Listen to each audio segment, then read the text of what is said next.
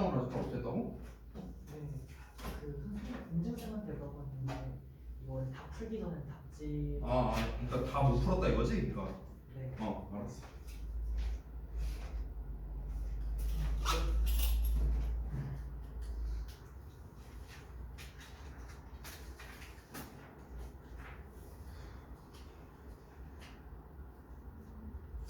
혹시 저것도 깼던 것 같은데 지원. 졸리면 그냥 낮자고 공감 가는 거야?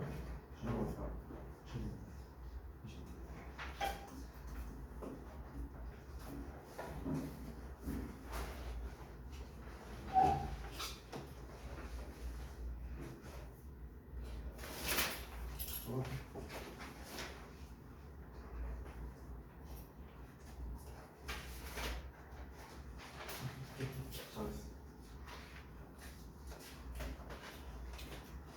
자, 보자. 진주.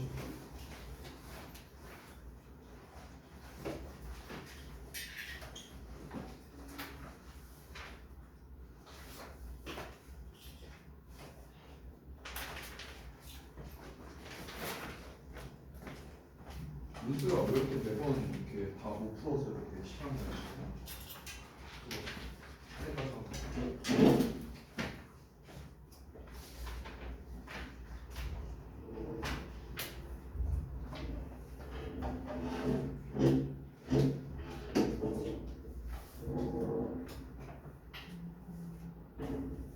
딱한번 잘.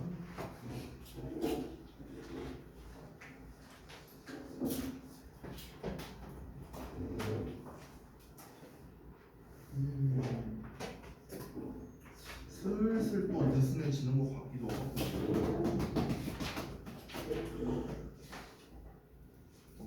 확인 좀 해보세요. 슬슬 또 느슨해지는 것 같기도 하고. 어떻게 해야 될까 우리가 오늘.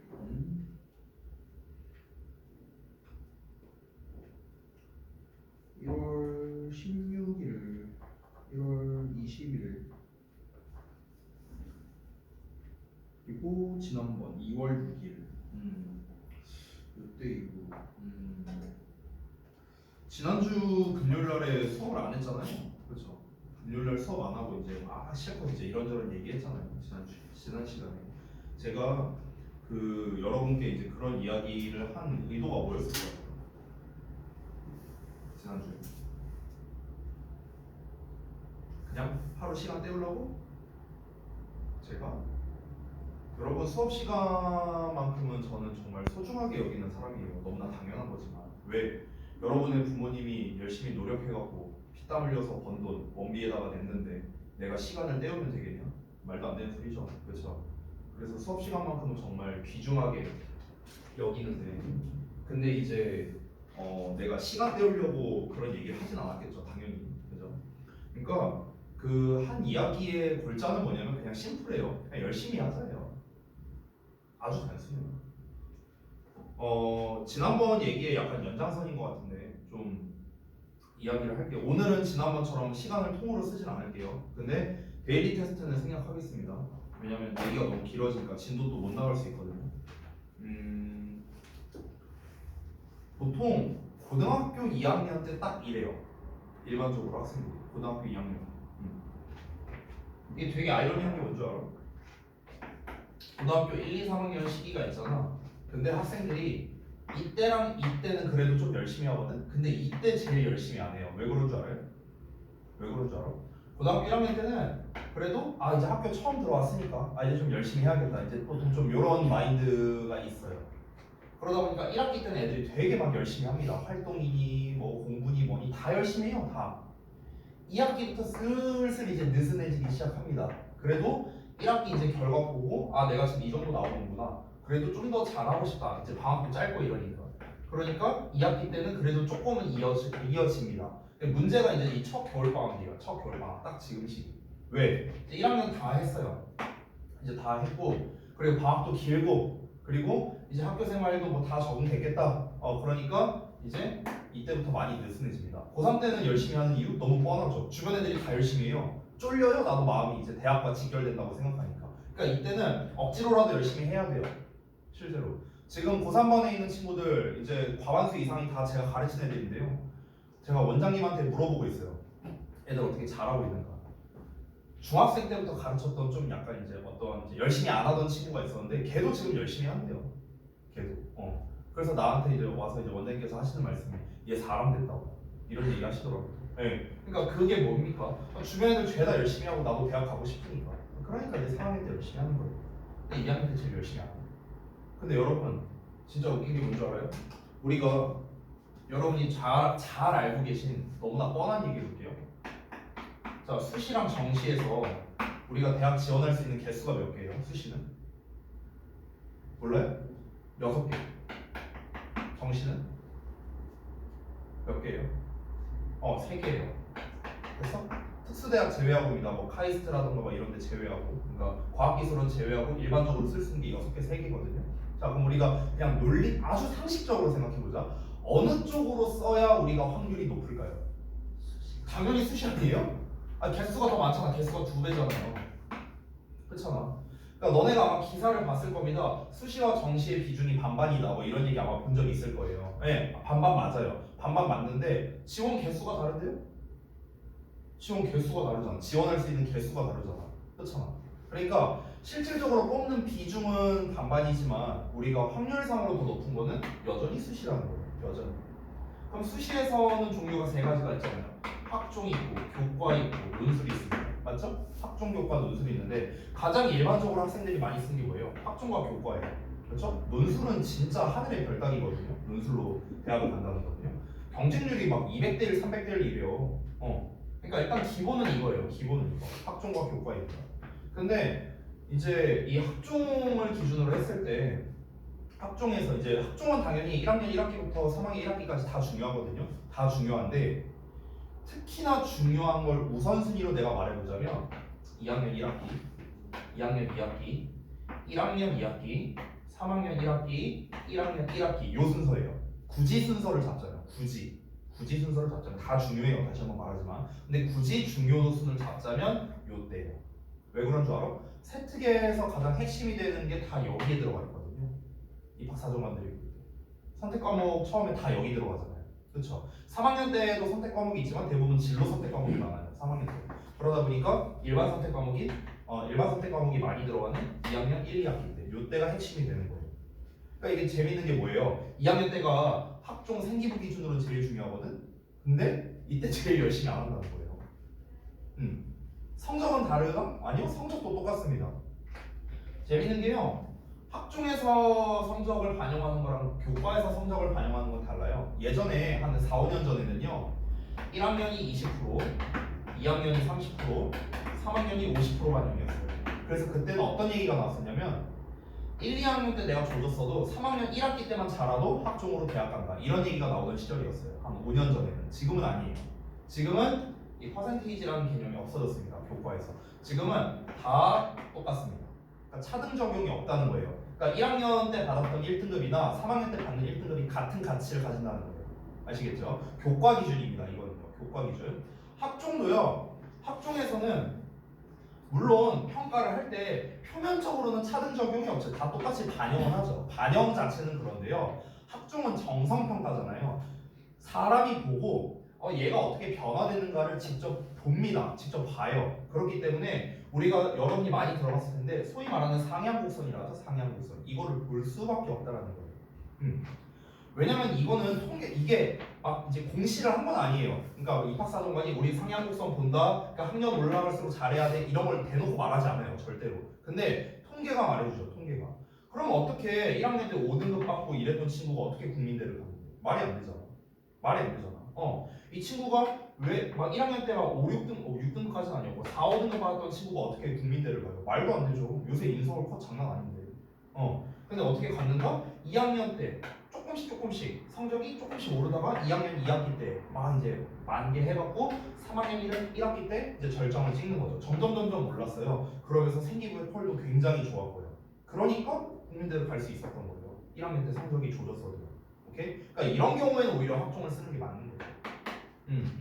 그러니까 교과 성적이든 아니면은 생기부든 간에 핵심은 뭐냐? 2학년 때라는 거야. 2학년 때. 근데 우리가 또 상식적인 이야기로 한번 접근해 볼게요. 지금 현재 수시에서는 결국 중요한 게 뭡니까? 일단 내신 성적이에요. 일단 교과로 쓰든 학종으로 쓰든 논술로 쓰든 심지어 결국에는 얘가 기반이에요. 결국에는. 근데 문제가 뭐냐면 2학년 1학기 때 내신 성적 올리는 게 쉽지가 않아요. 왜 쉽지 않은지 말해줄까요? 3학년 때는 오히려 내신 성적 올리기가 쉽다. 3학년 때는. 근데 2학년 때는 쉽지 않아요. 왜 그럴까요? 지금 시점에서 벌써 정시를 생각하는 친구는 거의 없어요. 거의 없습니다. 여러분 중에 지금 정시 생각하는 사람 있어요? 나는 수시 안 하겠다. 나는 수능으로 대학 가겠다. 생각하는 사람이 있어요? 본인들 중에? 없잖아요. 아무도 없잖아. 그렇지? 똑같아요. 다른 애들도 똑같다고요. 대다수가 내신으로 내신 잘 받아갖고 편하게 학종 준비해갖고 학종 또는 교과 준비해서 난 수시로 대학 가겠다. 다 이 생각을 갖고 있다고. 아니면 아예 아무 생각 없거든. 대부분 그렇다고. 근데 여러분 내신 성적을 올린다는 거는요. 쉽게 말하면 내가 열심히 하고 내가 잘하는 것만으로는 안 돼요. 왜? 상대평가잖아요. 그러니까 예를 들어서 내가 겁나 열심히 해. 내가 하루에 막 10시간씩 쉬지 않고 맨날 공부를 해. 근데 나보다 잘하는 애가 있어. 나보다 잘하는 애가 얘는 11시간씩 공부해. 어떻게 이길 거야 얘를? 어떻게 이겨 얘를? 못 이기죠. 얘는 이미 나보다 잘하는데 나보다 더 열심히 해. 어떻게 이겨? 그죠? 그러니까 내가 그냥 나의 기준 하에서 나 혼자만 잘한다고 해서 성적이 올라가는 게 아니라는 거예요. 아주 심플합니다. 내가 알고 있는 게 있고 쟤도 알고 있는 게 있어요. 그럼 이거는 당연히 맞춰야 되고 문제를 풀 때. 쟤는 모르는데 나는 알아야 내가 성적이 오르는 거예요. 너무 단순한 논리 아니에요? 내가 쟤보다 잘해야 성적이 오르는 거 아니야? 상대평가니까. 내가 쟤보다 잘하려면 어떻게 해야 되는데요? 쟤보다 잘하려면 내가 제가 못 맞추는 걸 나는 맞출 수 있어야 되고 제가 맞추는 것도 나는 맞춰야 돼요. 그래야 성적이 오를 거 아니야. 등수가 오를 거 아니야. 단순한 논리죠. 그렇죠? 그러면은 제가 모르는 거를 내가 알려면 어떻게 해야 돼요? 내가 쟤보다 열심히 할 수밖에 없는 거예요. 간단한 논리죠. 그렇죠? 근데 저는 이거를 뭐라 표현하냐면요. 기본 스펙이라 표현해요. 기본 스펙. 이 기본 스펙이라는 게 뭐냐면은 내가 정말 노력하면은 받을 수 있는 최대치가 있어요. 그걸 뭐 이제 눈에 띄게 정량화할 수는 없겠지만 예를 들어 그게 뭐 70점이라고 한번 가정해 볼게요. 그리고 내가 대충 공부하면 받을 수 있는 최저점이 있습니다. 그게 예를 들어 한 40점이라고 쳐볼게요. 그럼 이게 뭐냐? 이게 기본 스펙이에요. 기본 스펙이야. 그러면은 내가 내신 때 아무리 날고 기어봤자 최대로 받을 수 있는 점수가 몇 점이다? 70이라는 거예요. 이걸로 어떻게 1, 2등급을 받아요? 말도 안 되는 소리잖아. 그렇죠? 그럼 어떻게 해야 돼? 이 최대치를 늘려야겠죠. 그렇죠? 그러니까 기본 스펙을 넓혀야 돼요. 그러면서 최저점은 어떻게 해야 돼? 최저점도 함께 올려야겠죠. 됐어요? 이런 작업이 필요하다는 거야. 근데 분명히 말하는데 여러분 학기 들어가면 이럴 시간이 없어요. 나의 기본 스펙을 올릴 수 있는 시간이 없다는 거야. 내가 이 얘기 진짜 많이 하지 않았니? 2학년 때 시간 없다. 이 얘기 나 되게 많이 했던 걸로 기억하는데 선택 과목 늘어나고 선택 과목 늘어난다는 것 자체는 결국 뭐다? 수행평가가 많아진다는 거고 니네가 학교에서 생기부 채우고 수행평가하고 이것만 해도 너무 바빠서 심지어 학원 정규 수업조차도 못 오는 경우도 아마 많이 있을 거예요. 보여요. 그게 눈에 보여. 어떻게 아냐고요? 매년 그랬으니까. 매년 그랬어요. 매년 하루 한 해도 안 그런 적이 없어요. 고2를 제가 매년 가르치면서. 뻔해요. 여러분도 똑같을 거예요. 근데 지금은 어때요? 지금은 아니죠. 지금은 여유가 있잖아요. 왜? 학교 안 가잖아. 수행평가해요? 여러분 지금? 동아리 활동하나요? 생기부 활동해요? 안 하잖아요. 아무것도 안 하잖아. 뭐만 합니까? 학원만 다니잖아요. 학원만. 뭐 물론 개중에 특강이니 뭐니 이런 거 저런 거 하는 사람이 있을 수도 있는데 그래도 학교 다닐 때보단 여유가 훨씬 많잖아요. 지금. 그럼 지금이 뭡니까? 유일하게 스펙을 올릴 수 있는 기간이에요. 됐어? 근데 유일하게 스펙을 올릴 수 있는 기간이라 그래서 제가 우리 12월 말에 첫 수업할 때 뭐 했었죠? 그때부터 어휘 클리닉 시작했는데 어휘 클리닉도 결국 여러분들이 힘들다 하니까 빼줬잖아요. 뺐죠 제가 지난주에. 맞죠? 지난주였나? 지난번 월요일이었나? 아무튼 월요일인가 그때 마지막 시험 보고 이제 제가 안 한다 했잖아요. 그래서 오늘 시험지도 안 뽑았잖아 제가. 없잖아요 저기 시험지. 그죠? 그러면은 여러분 우리가 지금 하고 있는 것 정도는 기본값이거든요. 기본값. 그러니까 지금 제가 내주는 숙제나 이런 거는요. 여러분 내가 분명히 얘기하는데 이걸 많다고 하면은 정말 미안한데 공부할 자격이 없는 거예요. 미안하지만 이걸 많다고 하면 안 돼요. 절대로. 이건 말이 안 돼요. 말이 안 돼. 야, 니네가 딴 학원이나 어디 딴 저기 친구들 공부하는 거 아무나 자꾸 물어봐봐. 누가 일주일 숙제를 이만큼을 줘요? 말이 안 돼요. 말이 안 돼. 이거 교재 있잖아요. 어퍼컷 스타트. 고1 애들 때 하는 거예요. 근데 이 교재에 뭐 기껏 해봐야 한 몇 페이지? 이 정도일 거 아니에요. 분량이. 근데 이것조차도 지금 뭐 빼먹고 이럴 정도라면 지금 문제가 뭐냐면 기본 스펙을 업그레이드를 해야 되는데 업그레이드는 고사하고요. 유지조차도 안 되는 거예요. 지금 이렇게 하면은요. 유지조차도. 지금 내가 내주는 숙제를 여러분께서 꾸준히 잘 해온다. 단어 시험 잘 통과한다. 그러면 뭐다? 아, 나의 성적이 오르겠구나. 이게 아니에요. 내 성적이 유지되겠구나예요. 유지되겠구나. 여러분 작년 성적에서 유지되고 싶어요? 작년 성적에 다 만족하나 보네? 그래요? 아니잖아. 누가 전년도 성적에 만족한 사람이 어디 있어요 지금 여기? 다 1, 2등급 받고 싶어 하는 거 아니에요? 누구나? 맞지 않아? 그럼 어떻게 해야 돼? 스펙을 올려야 돼요. 여러분 공부를 안 하고 어떻게 점수를 올려요? 말이 돼요 이게? 말이 안 되잖아. 근데 여러분과의 협의하에 그래서 어쨌든간 지난번에 그 어웨이 클리닉이니 뭐니 빼줬잖아. 지원아 좋아했었잖아. 그치? 근데 숙제도 기본적인 것조차도 제대로 안 되네. 어떻게 알아볼 거야? 이건 아니죠. 이렇게까지도 제가 설명을 해드려야 돼요? 왜 니네가 숙제를 잘 해와야 되는가? 굳이 이렇게까지 내가 설명을 해야 돼? 고등학교 2학년 대상으로 그냥 좀 알아서 하면 안 돼? 가운데 세 마리. 굳이 내가 이런 걸 얘기를 해야 돼?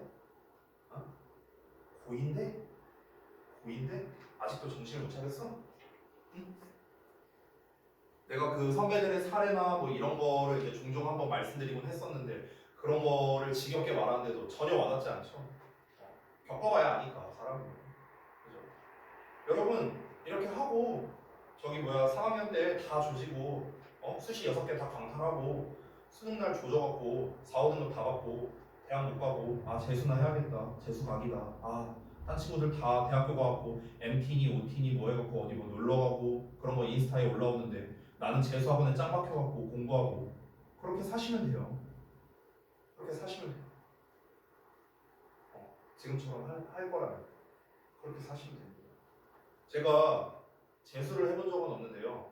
재수생들을 많이 봐왔고요. 내 친구가 재수하는 거, 내 주변 사람들이 이제 재수하는 것들을 이제 많이 봐왔는데요. 여러분 진짜 지옥이에요. 재수는요. 지옥이야, 지옥. 그 누구한테도 좋은 게 없어요. 공부하는 당사자 본인에게도 좋은 게 없고요. 부모님은 말할 것도 없죠. 비용이 한두 푼 들어가는 게 아니에요. 지옥이에요, 진짜. 얼마나 힘든데. 근데 재수하는 애들이 꼭 4, 5등급 애들이 재수한 줄 알아요? 아니에요. 아니야. 내가 실명으로 얘기해볼까? 가자고 다니던 채영이라는 여학생이 있었어요. 2학년 때 2년 동안 가르쳤거든요. 겁나 잘해요. 되게 성실하고요. 얘 지금 삼수 준비해요. 지금 삼수 준비한다. 이제 21살 되는 애거든? 이제 삼수 준비해요. 내가 단언컨대 지금 여기 반에 있는 지금 여러분들 중에서 오늘 아는 승민이까지 포함해서 그 누구도 2학년 지금 현 시점일 때를 기준으로 그 친구보다 잘하는 학생은 단 한 명도 없어요. 지금 우리 반에 절대 없어요. 왜 그런 줄 알아? 그 친구는 내신 성적 평균이 1학년 끝났을 때 2.1등급이었어요. 2.1등급. 근데 그 2.1등급도 뭐 때문에 등급이 낮은 줄 알아요? 영어 때문에 낮았어요. 영어가 3이었거든. 나머지 다 1, 2등급이었어요. 수학이랑 과탐이랑. 여러분 중에 그런 사람 있어요? 수학일 과탐이 나온 사람 있어요? 여러분 중에? 없잖아요.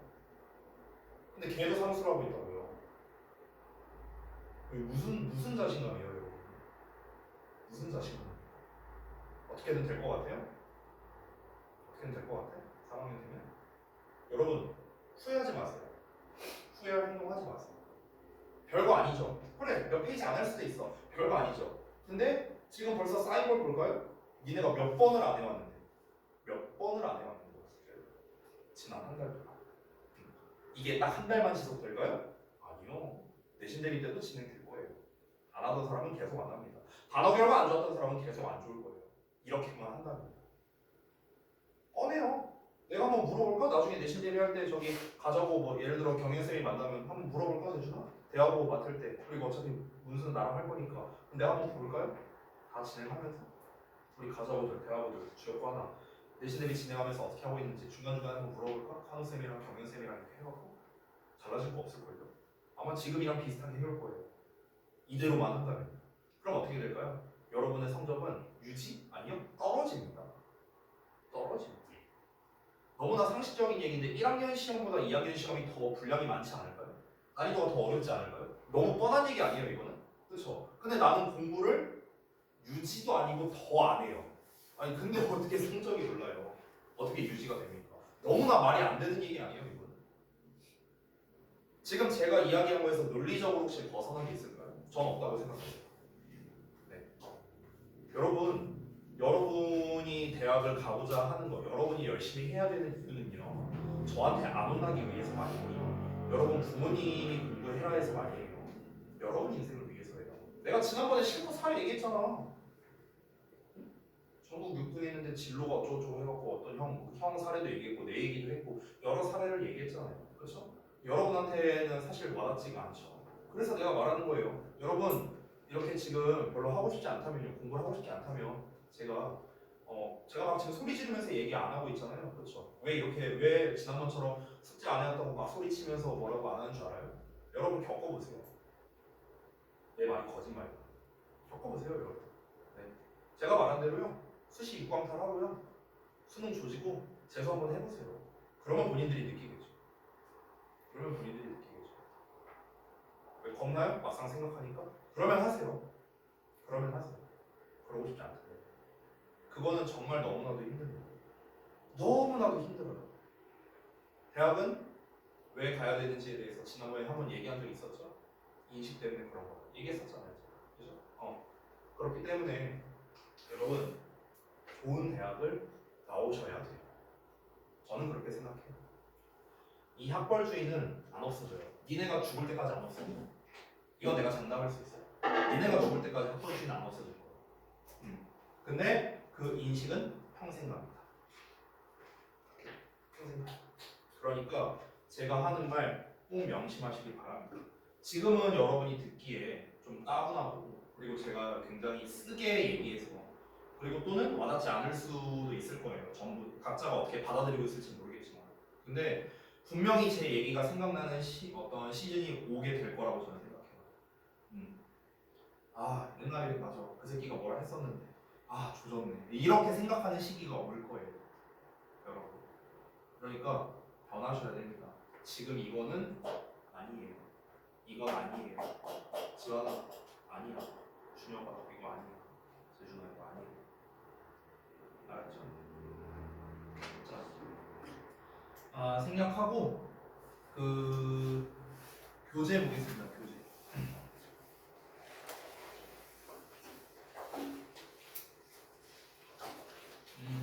어디 할 거였죠?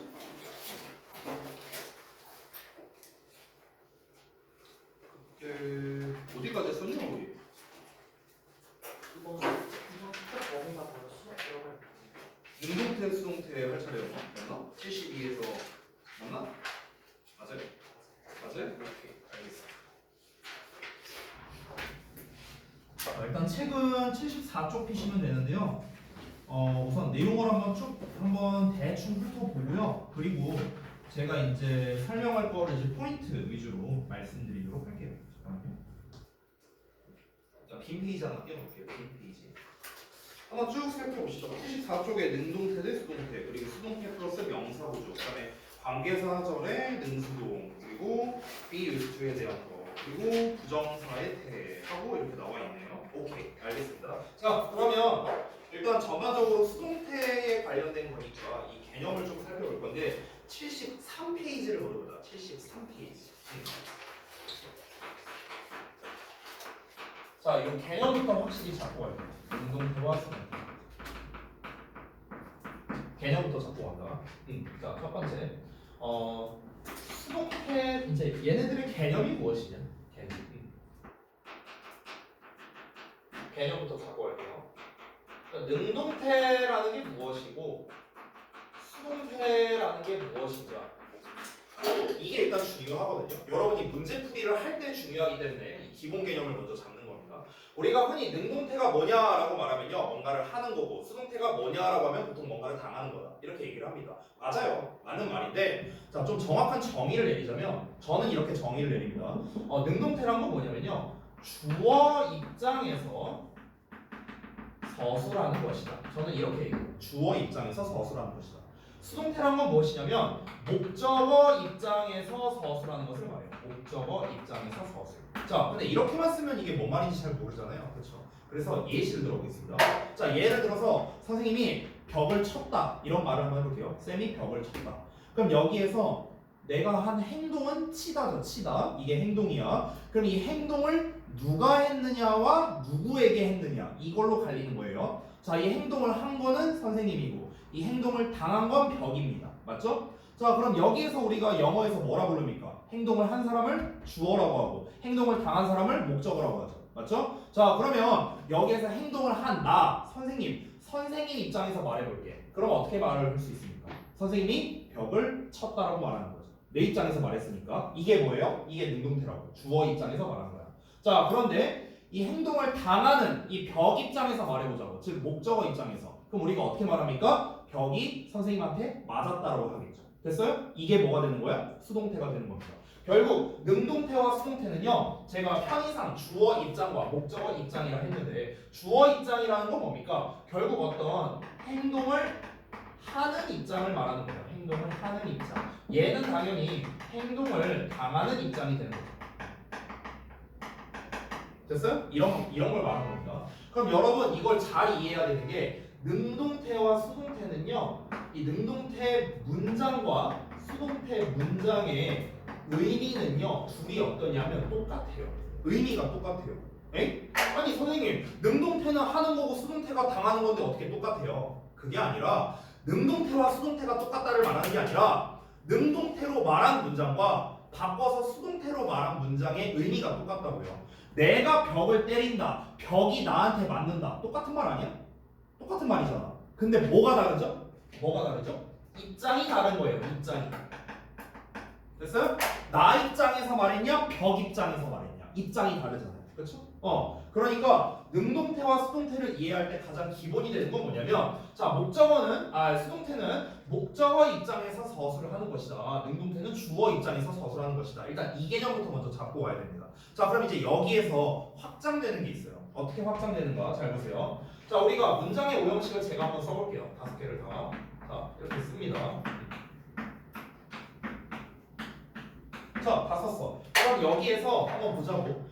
모든 문장에는 주어가 다 있죠. 그렇죠? 그러면은 이론상 1, 2, 3, 4, 5형식 모든 문장은 능동태 문장으로 만들 수 있겠네요. 맞죠? 주어가 다 있으니까. 그렇죠? 근데 목적어 같은 경우는요, 요 아래에만 목적어가 나와 있죠. 3, 4, 5형식에만. 맞죠? 그러면은 수동태를 만들 수 있는 거는 3, 4, 5형식만 가능한 거예요. 왜? 얘 입장에서 말하는 게 수동태라 했잖아. 근데 애초에는 얘는 목적어가 없잖아. 그러니까 얘는 수동태가 안 되는 거죠. 이해되니? 그러면 이거를 정의해서 써볼게요. 제가 옆에다가 목적어 입장에서 서술하는 게 수동태라 했어. 그러면 목적어를 받지 않는 동사가 바로 무엇입니까? 우리가 1, 2형식 동사가 되는 거죠. 1, 2형식 동사. 그렇죠? 근데 이 1, 2형식 동사의 명칭이 혹시 뭔지 알아요? 자동사라고 불러요. 자동사라는 말은 뭐냐면요, 자기 자신만 있어도 의미 전달되는 동사, 이런 뜻이야. 즉 목적어가 필요 없는 동사, 이걸 자동사라고 부르는 거야. 그러면은 자동사의 경우에는 어떻습니까? 수동태가 불가능하다, 이런 결론이 나오는 거예요. 됐니?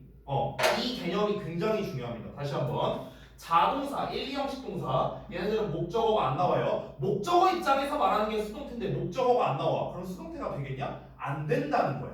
됐어? 그래서 자동사는 수동태가 안 된다. 여기까지 개념에서 알 수 있는 겁니다. 됐죠? 이게 시험에 굉장히 많이 나와요. 시험에 굉장히 많이 나와. 어떻게 나오는지 알아? 이 구체적인 예시로 보여줄게. 예를 들어서 아마 이 어퍼컷 스타트 교재에도 있을 수도 있는데요, 이런 문제가 나올 수도 있거든. 예를 들어 happened happening 이런 문제가 나와. 예를 들어서 앞에 뭐 비동사 이렇게 있다고 쳐볼게. 이렇게 문제가 나왔어. 이렇게 나왔어. 그러면은 얘는 고민할 필요가 없어요. 무조건 얘가 정답이에요. 왜 그런 줄 알아요? have는 자동사거든. 자동사는 뭐가 안 된다? 수동태가 안 된다 했죠. 그러니까 얘는 그냥 문법상 틀린 거예요. 됐어? 그래서 얘는 해석이고 나발이고 필요 없어. 그냥 얘가 정답인 거예요. 됐어? 근데 이 문제가 어떻다? 잘 나와요. 겁나 잘 나옵니다. 그래서 개념에서 일단 먼저 얘를 잡고 가야 된다는 거야. 무슨 말인지 알겠죠? 자, 다시 한번 정리합니다. 수동태란 무엇이라고요? 목적어 입장에서 서술하는 방식, 이걸 수동태라 한다. 근데 목적어가 안 나오는 형식, 즉 1, 2형식, 1, 2형식 동사 뒤엔 안 나오니까 1, 2형식 동사는 수동태로 쓸 수가 없다. 이렇게 결론이 나오는 거예요. 되니? 이게 일단은 수동태의 개념에서 여러분이 짚고 넘어가야 되는 거다. 우리 중2 때 보면은 뭐 능동태 문장을 수동태 문장으로 바꿔 쓰고 막 이런 거 있죠? 그딴 거 다 생략할 겁니다. 다 필요 없고요. 기본적인 형태 정도는 한번 알아볼게요. 자, 그래서 두 번째 형태와 해석갑니다. 아, 그리고 이거 필기 하셔야 돼요. 책에 없는 개념입니다. 지금 제가 쓰는 거는요. 다 필기 하셔야 됩니다. 아시겠죠? 자, 쓰면서 들으세요. 자, 형태와 해석입니다. 일단 가장 기본적인 형태부터 한번 가볼게요. 비동사의 PP죠. 기본형입니다. 기본형. 자, 여러분 단순하게 보자면요. 비동사의 PP가 수동태고요. 비동사의 PP가 아니면 능동태라고 생각하면 돼요. 심플하죠? 자, 이건 기본형이고 우리가 만약 부정문을 쓰고 싶다 그러면 그냥 not을 붙이면 되죠. 부정형이죠. 자, 그 다음에 만약에 의문문을 쓰고 싶다면 주어와 비동사의 자리를 바꾸겠죠. 그래서 비동사 나오고 주어 나오고 PP 나오는 이런 형태. 이게 뭐가 됩니까? 의문문 형태 되는 거. 여기까지는 진짜 기본적인 녀석만 썼고요. 자, 여기에서 약간 업그레이드된 버전 보여줄 건데 이해를 돕기 위해 제가 여기다 잠깐 쓸게요. 여기는 안 써도 돼요. 요 아래다 제가 쓸 거니까. 자, 만약에 진행형이 나와 있어. 진행형은 이렇게 생겼죠. 비동사의 ing. 근데 얘를 수동태랑 섞고 싶어. 비동사의 PP. 그러면은 얘를 이렇게 섞어서 내리면 됩니다. B고 B를 ing으로 쓰니까 빙이 되고 그 다음에 PP가 되는 겁니다. 그래서 비빙 PP라는 형태가 돼요. 자, 그래서 다시 한번 써보자면 좀만 아래다 쓸게요. 자, 그래서 B, 빙, PP. 그래서 이건 뭐가 됩니까? 진행형 수동태가 됩니다. 해석은 이따 제가 옆에다 쓸 거예요. 알겠죠? 자, 그 다음에 하나만 더 쓸게요. 자, 이번에는요. 완료형 수동태를 보여줄게요. 완료형. 자, 우리가 완료형은 일반적으로 have pp로 쓰죠. 자, 이 상태에서 이제 비동사의 pp와 섞을 건데 여기서 잘 봐야 되는 점. 잘 보세요. 여기에 pp 있지. 여기에도 pp 있죠. 이 두 개의 pp는 달라요. 달라요. 다른 pp예요. 다른 pp. 자, 잠깐 개념 설명하겠습니다. 여러분, 우리가 이 pp라는 녀석을 우리말로 했을 때 뭐라고 그럽니까? 과거 분사라고 하잖아요. 과거 분사.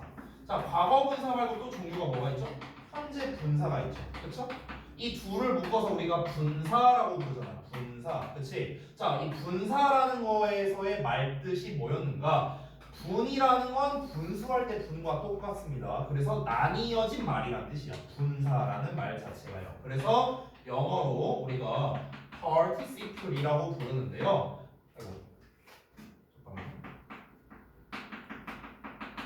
participle. 분사를 영어로 participle이라 해요. 여기 part라는 말 보이세요? part 부분이잖아, 부분. 그러니까 나뉘어진 말이란 뜻이에요. 분사라는 개념 자체가. 나뉘어졌다는 게 무슨 말이냐? 지금 생김새를 보면은 다 동사랑 비슷하게 생겼죠. 분사라는 애가. 동사에 ing 붙이거나 동사에 ed 붙이거나 이게 분사 형태잖아. 동사랑 비슷하게 생겼죠? 즉 동사에서 파생돼서 나뉘어진 말 이런 뜻이에요. 분사라는 개념 자체가. 근데 이 분사라는 녀석은 기본적으로 품사가 형용사거든요. 형용사. 근데 현재 분사는 과거 분사는 각각 의미를 두 개씩 가지고 있어요. 각각 두 개씩 가지고 있어.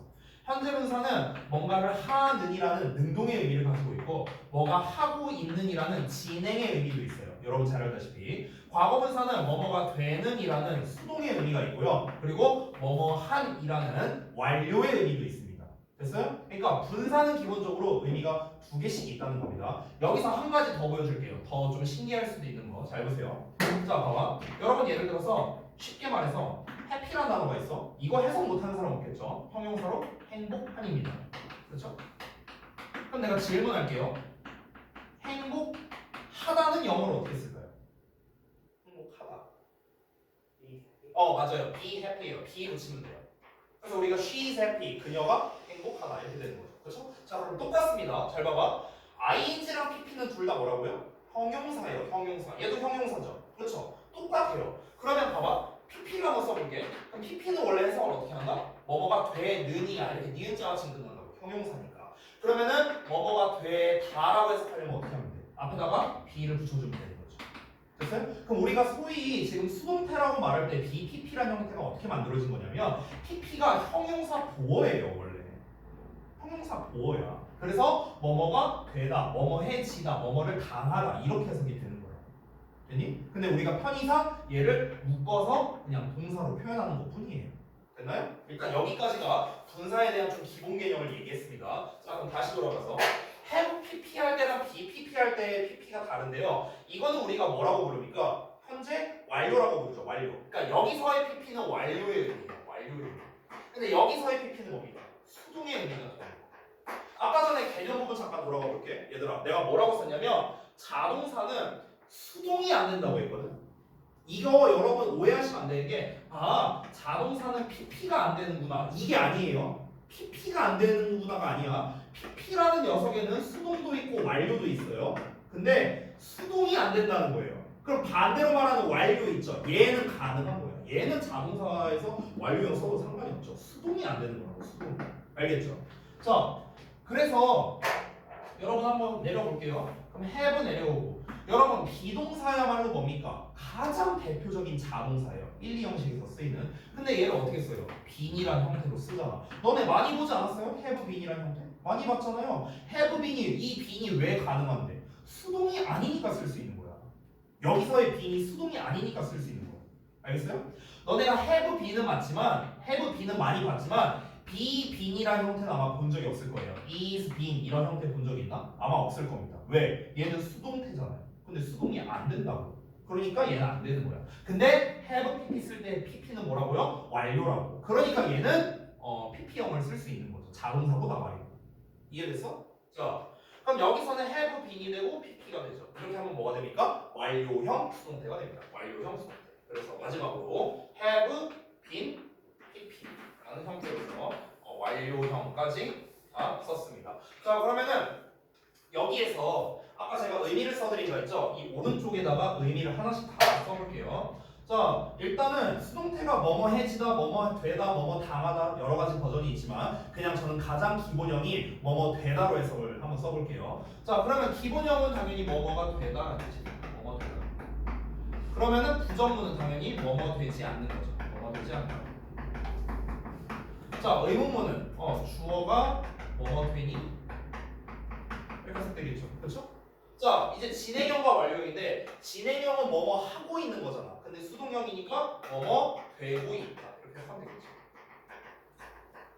자, 완료형은 해석을 제가 두 가지로 알려줬었어요. 두 가지. 여러분, 현재 완료 해갖고 우리 중2 때 배운 거 있었죠? 이거 내가 전에 시제 파트 할 때 잠깐 얘기했었는데 복습하는 거야. 자, 우리가 중2 때 현재 완료 배울 때 보통 어떻게 배워요? 완료, 계속, 경험, 결과 뭐 이런 식으로 배우잖아.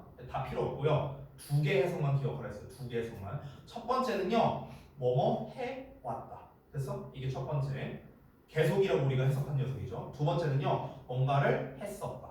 됐어? 이 두 개예요. 두 개. 됐어? 자, 그래서 그러면은 뭐뭐 해왔다 아니라 얘는 어떻게 할까요? 뭐뭐 되어 왔다. 이렇게 해석이 되겠죠. 그래서 계속의 의미로. 두 번째는 뭔가가 됐다. 이렇게 해석하면 되는 거야. 뭔가 되었다. 됐어? 이 둘 중에 하나입니다. 완료형, 이 수동태는. 그렇죠? 자, 그래서 수동태의 가장 기본적인 형태와 해석까지 한번 알아봤습니다. 자, 우리가 항상 어법을 배울 때 제가 매 시간 얘기하는 것 같은데요. 어법을 배울 때 여러분 막 뭐가 종류가 많고 뭐 예외니 뭐니 뭐가 엄청나게 많죠. 그렇죠? 근데 그냥 심플하게 접근하자고. 제가 고등부 기출어법 문제풀이법 알려줄 때도 되게 단순하게 그냥 얘기했잖아요. 단순하게. 동사 관련 어법 어떻게 풀어라, 절 관련 어법 어떻게 풀어라. 그냥 심플하게 얘기했잖아. 그러니까 심플하게 세 개만 기억하면 돼요. 어떤 어법을 배우더라도. 첫 번째, 내가 지금 배우는 어법의 품사가 뭐냐? 품사가 뭐냐? 능동수동은 기본적으로 동사입니다. 동사. 알겠죠? 자, 두 번째, 해석이 어떻게 되느냐? 여기 다 써놨잖아. 그렇죠? 세 번째, 어느 자리에 써야 되냐? 어느 자리겠어? 당연히 동사 자리죠. 다 동사니까. 되니? 그러니까 이 세 개만 알면은요, 진짜 웬만한 어법 문제에 최소 정답률이 50%는 올라갑니다. 품사, 자리, 해석. 알겠죠? 그래서 내가 딱 그것만 쓴 거예요. 그것만. 수동태의 기본 개념이다. 됐죠? 자, 그러면 우리가 문법을 배우다 보면 막 여러 가지가 나오는데 다 차 떼고 포 떼고 그냥 시험에서 어떻게 나오느냐. 그래서 우리가 어떻게 풀어야 되느냐.